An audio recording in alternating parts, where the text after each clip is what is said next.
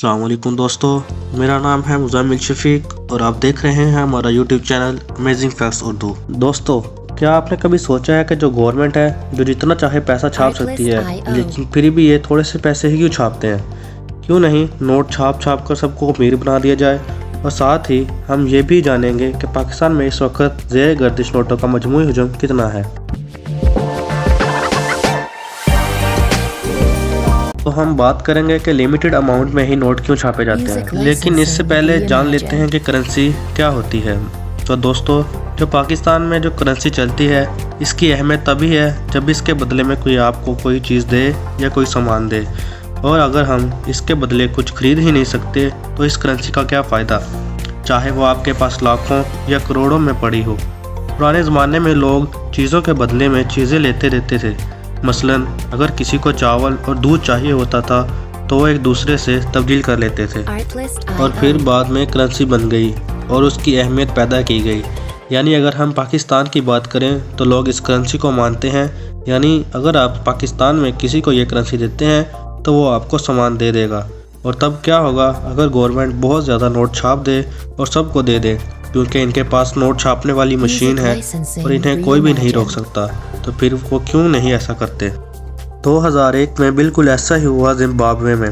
वहाँ के सदर ने सोचा कि हमारा मुल्क बहुत गरीब है, क्यों ना बहुत सारे पैसे छाप कर पूरे मुल्क में सबको तकसीम कर दिए जाएं और सब लोग अमीर बन जाएं।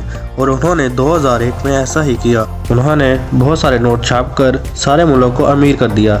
सब अरबपति बन गए थे और फिर यहीं से शुरू हुई उनकी बर्बादी। अगर किसी को सिगरेट का एक भी पैकेट लेना होता था तो इन्हें नोटों के ढेरों सारे बंडल ले जाने पड़ते थे। तो इसकी क्या वजह थी? यानी अगर हम कोई इसका सामान खरीदते हैं और हमारे पास यानी सबके पास बेशुमार पैसे हैं, तो इस सामान की जो कीमत है तो इसकी खरीदारी बढ़ जाएगी और सप्लाई कम हो जाने की वजह से इसकी कीमत बढ़ जाएगी। ऐसा ही हुआ जिम्बाब्वे में। उन्होंने इतने नोट छाप दिए कि किसी को ब्रेड का पैकेट लेना होता था तो उन्हें उससे लेने के लिए बहुत से नोटों के बंडल देने पड़ते थे। हाँ, ये बात तो सच है कि वहाँ पर सभी लोग अरबपति बन चुके थे, लेकिन 10 लाख में आप बस एक ब्रेड ही खरीद सकते थे। ये बात यहीं पर ख़त्म नहीं होती। इन्होंने 2002 से लेकर 2008 तक बेशुमार नोट छाप दिए थे। इन्होंने 10 लाख और 10 करोड़ का भी नोट छाप दिया था। इवन इन्होंने 100 ट्रिलियन तक के नोट भी छाप दिए थे, क्योंकि कीमतों में इतना इजाफा हो चुका था। इसीलिए इन्होंने बड़ी मालियत के नोट भी छाप दिए थे। लेकिन बड़े नोटों के छापने के बावजूद कीमतें काबू में नहीं आई। यानी अगर सभी के पास पैसे आ जाएंगे तो किसी को क्या ज़रूरत है कि वो काम करेगा? यानी अगर आपके पास पहले से ही बहुत सारे पैसे हैं तो आप काम क्यों करेंगे? इससे हुआ ये कि जो डिमांड थी वो बढ़ गई और चीज़ें बनना कम हो गई। यानी अगर पूरे पाकिस्तान में सिर्फ 2 किलो चावल बच जाते हैं और 1 किलो की कीमत 50 रुपये है और 2 ही लोग हैं पूरे पाकिस्तान में, और उन दोनों के पास 25-25 रुपये हैं और वो जाके आधा किलो चावल खरीद लेंगे। लेकिन अगर दोनों के पास ज़्यादा पैसे आ जाएं तो चावलों की कीमत भी बढ़ जाएगी, और वो इसलिए कि चावल 2 किलो मौजूद हैं और दोनों को 1-1 किलो ख़रीदना है। इससे क्या वहाँ के जो चावल हैं उनकी डिमांड बढ़ जाएगी और सप्लाई कम हो जाएगी। और यही हुआ जिम्बाब्वे में। लोगों के पास ढेरों सारे पैसे तो आ गए थे, पर अभी कोई काम नहीं कर रहा था, तो चीज़ों की प्राइस ऑटोमेटिकली बढ़ गई। एक US डॉलर की कीमत जिम्बाब्वे में खरबों से भी आगे पहुंच गई थी।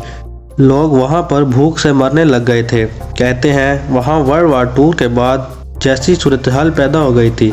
इन सब को देखते हुए गवर्नमेंट ने ऐलान कर दिया कि जितने भी पैसे आपके पास हैं उन सब को जला दो, अब उनकी कोई भी अहमियत नहीं है। फिर लोगों ने दूसरे मुल्कों की करेंसी से खरीद और फरोख्त शुरू कर दी। तो दोस्तों, पैसे छापना और लोगों को पैसे देना गरीबी ख़त्म करने का हल नहीं है, बल्कि गरीबी तो तब ख़त्म होगी जब वो कुछ काम करेंगे और मुल्क में रोज़गार होगा। लिहाजा इसी वजह से किसी भी मुल्क की गवर्नमेंट नोट महदूद हद तक ही छाप सकती है। ये हद किस तरह तय की जाती है? ये हद GDP के हिसाब से तय की जाती है। यानी जितने कारोबार होते हैं, लोग चीज़ें बनाते हैं या बेचते हैं, एक साल के अंदर उसकी क्या वैल्यू है। तो पाकिस्तान में इस वक्त ज़ेर गर्दिश नोटों की मालियत कितनी है? नून लीग के गुज़श्ता दौर में 2013 से 2017 तक 22 खरब 84 अरब और 28 करोड़ रुपये के नए नोट जारी किए गए थे।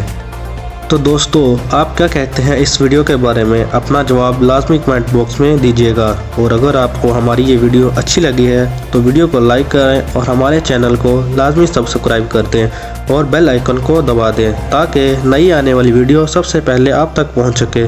ملتے ہیں اگلی ویڈیو میں، اللہ حافظ۔